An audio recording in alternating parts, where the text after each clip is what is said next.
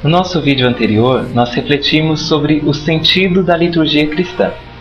Dando continuidade a esta reflexão, nós veremos agora mais especificamente como acontece a celebração do mistério pascal de Cristo por meio da liturgia. Neste vídeo, nós trataremos sobre a economia sacramental.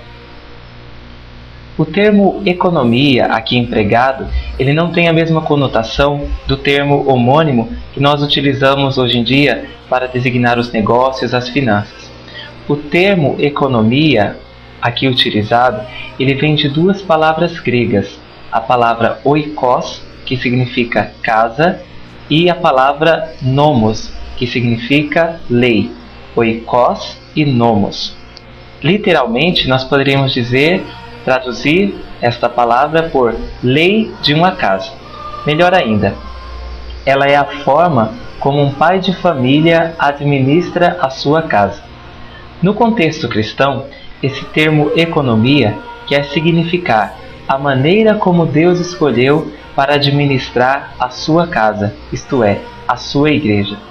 Esta maneira nós chamamos de economia sacramental, pois é através dos sacramentos que Deus continua a dispensar a sua graça a nós que estamos vivendo nos dias de hoje. Os sacramentos, eles são para nós, nos dias presentes, os sinais sensíveis e eficazes da graça de Deus.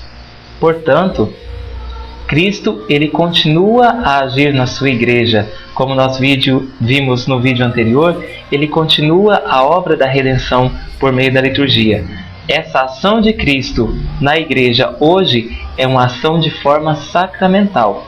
Através dos sacramentos acontece a comunicação, ou como nós dizemos em teologia, a dispensação dos frutos do mistério pascal.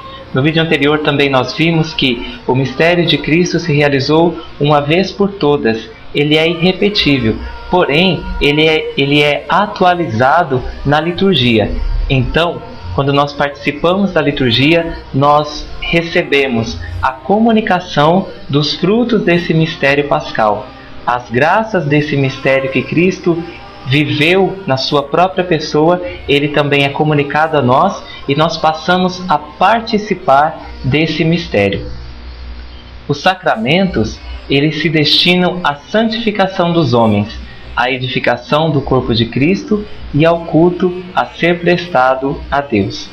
São Leão Magno cunhou uma frase que diz assim: aquilo que era visível em nosso Salvador passou para os seus mistérios. Repetindo, aquilo que era visível em nosso Salvador passou para os seus mistérios, isto é, passou para os sacramentos da igreja. A palavra sacramento quer dizer justamente mistério. É este grande mistério de Deus que nos é comunicado pela liturgia da igreja.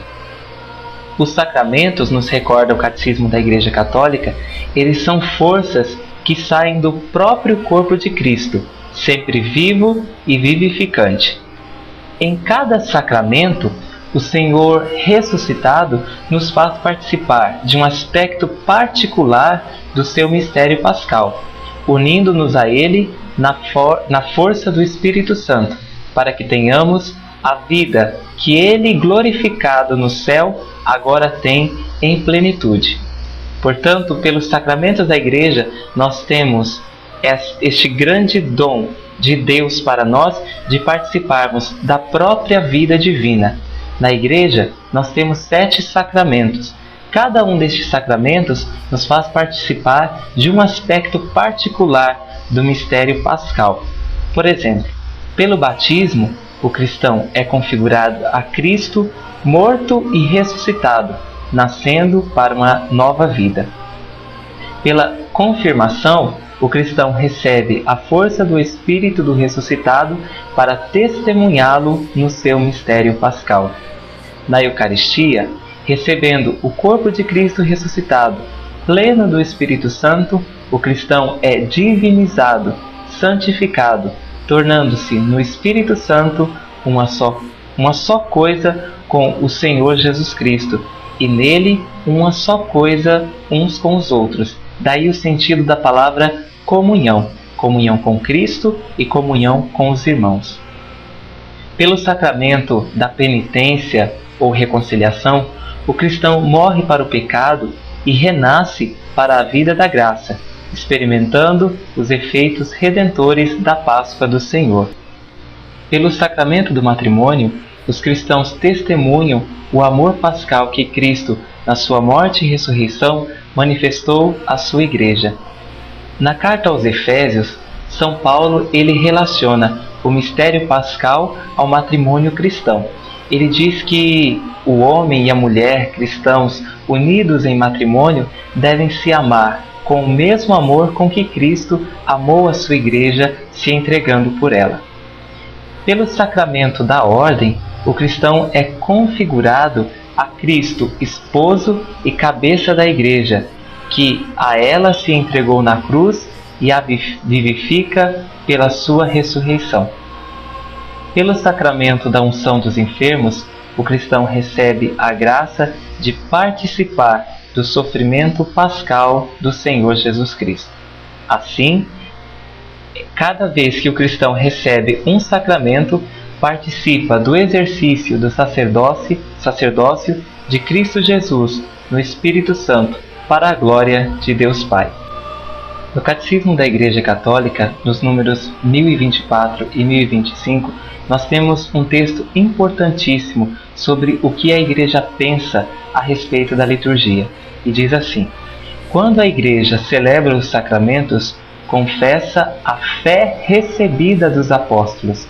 Dessa forma, a liturgia é um elemento constitutivo da santa e viva tradição da Igreja.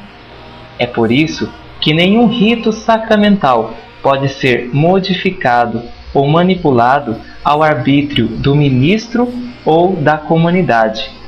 Nem mesmo a suprema autoridade da Igreja pode alterar a liturgia ao seu arbítrio, mas somente na obediência da fé e no religioso respeito do mistério da liturgia. Portanto, está aqui um texto muito importante. A liturgia, nós não a inventamos, nós não a fazemos. A liturgia, nós recebemos dos apóstolos, que por sua vez receberam de Cristo. Portanto, se nós quisermos ser fiéis aos ensinamentos de Cristo e dos apóstolos, nós devemos ser verdadeiros guardiões da liturgia. Ela é o meio como a graça de Cristo chega até nós. É a celebração da nossa própria salvação, alcançada por nós, por Jesus Cristo, no seu mistério pascal. E esta salvação que Cristo nos alcançou no mistério pascal, ela é anunciada e celebrada na liturgia da Igreja. Lembre-se, a liturgia é a fonte de vida da Igreja. Até o nosso próximo vídeo.